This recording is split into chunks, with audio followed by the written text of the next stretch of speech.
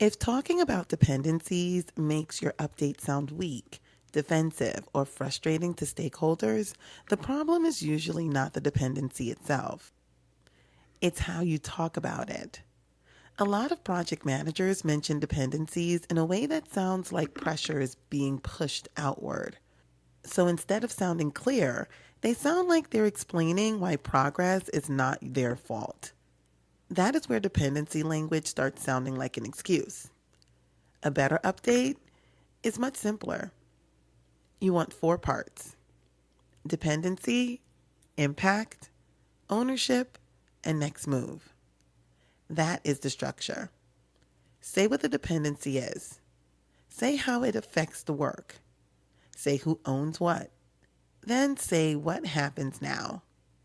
If you do that well, you can talk about dependencies without sounding like you're making excuses. So, let's make this practical. The first part is dependency. This is where you name the dependency clearly. Not every moving piece in the project, not even the full backstory, just the specific dependency the audience needs to understand. A useful question to ask yourself here is, what is the actual dependency? Another good question is, what external input, approval, handoff, or decision is affecting this work right now? That matters because a lot of project managers talk about dependencies too vaguely. They say things like, we're waiting on a few things, or there are some moving parts, or a couple of teams still need to align. That language sounds soft and unfocused. So, in this first part, your job is to name the dependency in a usable way. That can sound like, we're waiting on legal approval for the revised language. Or, this milestone depends on the vendor completing the integration first. Or, the next phase is tied to final sign-off from the client team. That is enough. You're making the dependency visible. The second part is impact. This is where you explain how that dependency affects the project. And this part matters because the audience should not have to guess why the dependency matters. A useful question to ask yourself here is, what is this dependency affecting? Another one, does it affect timing, sequencing, testing, scope, or decision readiness? That helps because one of the biggest mistakes project managers make is naming a dependency without showing the project consequence clearly enough. Then the update sounds incomplete. So in this section, your job is to connect the dependency to delivery. If the dependency affects timing, say timing. If it affects testing, say testing. If it affects what can move next, say that. That can sound like, that is holding the current timeline for launch readiness. Or, until that handoff is complete, testing cannot move into the next stage. Or, that approval affects whether we can finalize the current milestone this week. Now the update sounds more useful because the audience can hear the project effect, not just the obstacle. The third part is ownership. This is where you can make clear who owns the dependency and who owns the response around it. And this is important because dependency language gets weak very quickly when ownership disappears. A good question to ask yourself here is, who owns the dependency itself and what do we own around it? Or, am I being clear about where the dependency sits without sounding like I'm pushing blame? That keeps the update grounded. Because strong project manager language does not turn every dependency into a blame statement. It separates external ownership from project responsibility. That is a much stronger rhythm. So this part can sound like, the vendor owns the integration delivery and we are tracking the sequencing around that dependency closely. Or, final sign-off sits with the client team and we're preparing the next step so it can move as soon as approval is in place. Or legal owns the approval, and we are keeping the remaining work ready to move once that decision is made. That sounds much better than sounding like the whole project is simply stuck in someone else's hands. The fourth part is move. This is where you show what is happening now. And this part matters because dependency ownership sounds weak when they stop at the blockage. A useful question to ask yourself here is, what are we doing now while this dependency is active?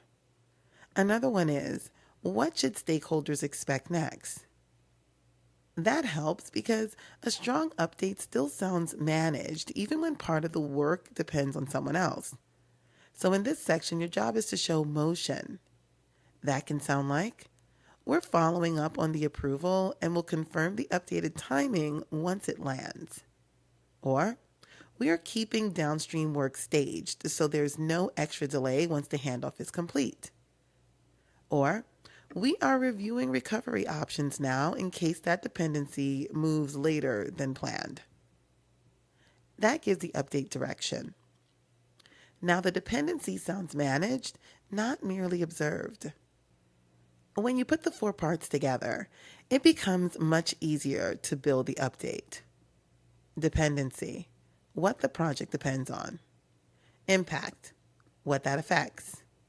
Ownership, who owns the dependency and who owns the response. And next move, what happens now? That is the structure, and it works because it keeps you away from two common mistakes. The first is vague blockage.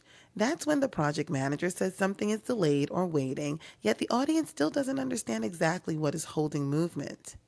The second is excuse language. That is when the project manager keeps emphasizing what other people have not done, and the update starts sounding like blame with project vocabulary around it. You want the middle, clear and managed. For example, the next milestone depends on final sign-off from the client team. That affects whether we can close the current phase this week. The client owns that approval, and we're keeping the remaining work ready so execution can move as soon as the sign-off comes through. That works because the update is easy to follow. It names the dependency, it shows the impact, and it clarifies ownership. It also shows the next move. Another mistake project managers make is over-explaining the dependency because they want stakeholders to understand the pressure. So they start adding every handoff, every misstep, every prior delay, and every reason the dependency became a problem. That usually weakens the update. You do not need a long defense every time you mention a dependency. You need a clear explanation on the constraint and the response. Then, if more detail is needed, you can provide it. That is a better rhythm. Now, this matters even more when the dependency has been slow for a while, because that is when the project managers often sound increasingly frustrated in their language. The update gets heavier, the phrasing gets sharper, and the stakeholder hears the strain more than the structure. That's usually where confidence starts dropping. The same framework still works. You do not need bigger language because the dependency has been difficult. You need cleaner language that keeps control visible. For example, we are still dependent on vendor completion of the integration work. That continues to affect readiness for the next testing stage. The vendor owns that delivery, and we're tracking timing closely while keeping the downstream work staged for immediate movement once it's complete. That sounds steady, and it still shows the problem clearly. So if you want a practical way to talk about dependencies without sounding like you're making excuses, ask yourself 4 questions. What is the actual dependency? What is it affecting? Who owns the dependency and what do we own around it? And what happens now? Then, check 4 things before you speak. Did I name the dependency clearly? Did I explain the project impact directly? Did I make ownership clear without shifting it into blame? And did I show the next move? That is the goal. Not a longer explanation, a more controlled one. Because strong project management communication does not hide dependencies. It makes them easier to understand and easier to manage.